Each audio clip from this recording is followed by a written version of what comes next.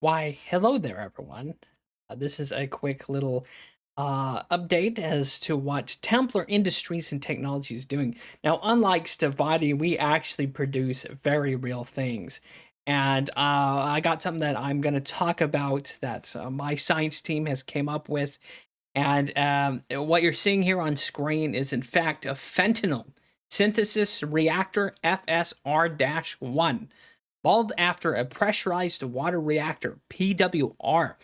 And its fentanyl consumption capacity is about 10,000 grams per day, analogous to electrical output in megawatt energy. So this is akin to a nuclear plant's capacity. We've actually gotten it to the capacity of 1,000 megawatts, where fentanyl is consumed and generated into electricity. Its conversion rate. It has a conversion rate of 90% of the fentanyl is converted to similar to chemicals thermal efficiency in nuclear plants. And for every 100 grams of fentanyl, 90 grams have become harmless vapors. So we've actually discovered a way with this fentanyl synthesis reactor to actually create a fent reactor, a fent generator, if you will. So a containment system, we have a multi-layered.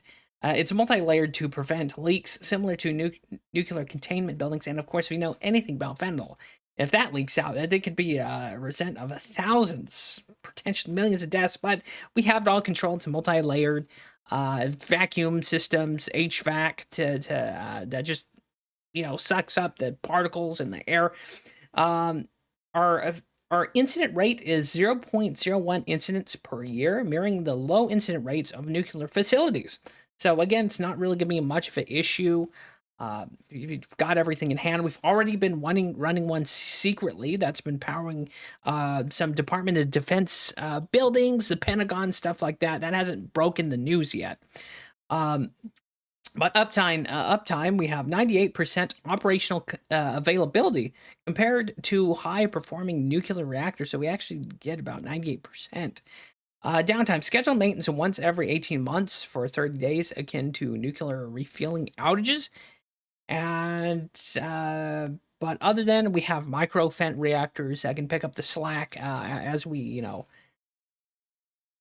schedule maintenance and things like that. So fentanyl, a byproduct, 10% waste, which needs specialized disposal in secure facilities, which is very small. It's not really much. It's like a sludge, like a sludge, but it's all biodegradable, and like you know animals don't eat it. It's just it's kind of like styrofoam. If you ever put styrofoam, it just melts away once we add additional compounds. And our reactor has zero direct emissions. The staff includes 500 employees, including chemists, engineers, and security, similar to staffing a medium-sized nuclear plant. The training is extensive, with continuous education on safety and production protocols. Inspections is actually run through the Department of Energy and the EPA. It's going to be quarterly inspections. Um, Similar to the NRC for nuclear power plants compliance, we have 99% compliance rate with all safety production standards. And how this reactor is going to help support thousands of jobs indirectly through suppliers and local businesses. And like I said, our energy output is ridiculous. So civilians and other industries are going to be able to use this Fent reactor to just, like I said, it's quite the modern scientific marvel. And the cost, the initial investment is a bit steep at 5 billion, with operational costs at 200 million annually. But for zero emissions and for clean energy, you're really looking at something that's again quite the scientific marvel.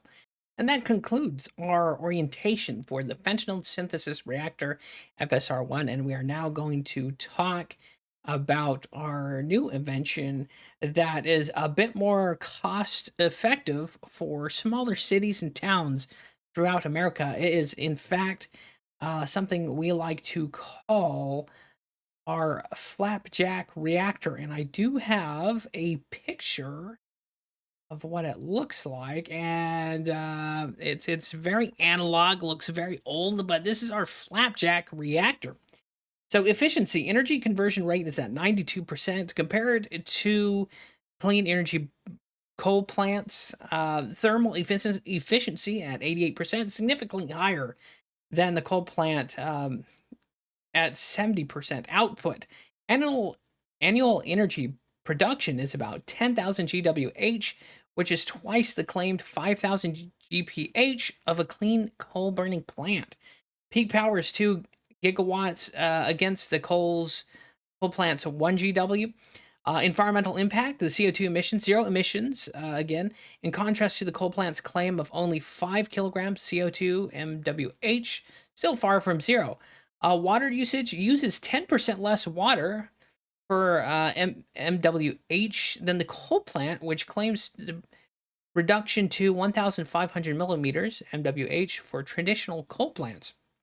Maintenance and operational costs, again, considerably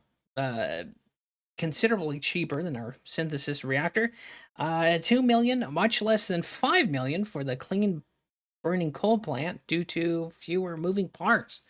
Operational cost per MWH is $30 compared to the $45 for the coal plant, thanks to lower fuel costs of syrup versus coal. We actually use um, flapjacks and syrup.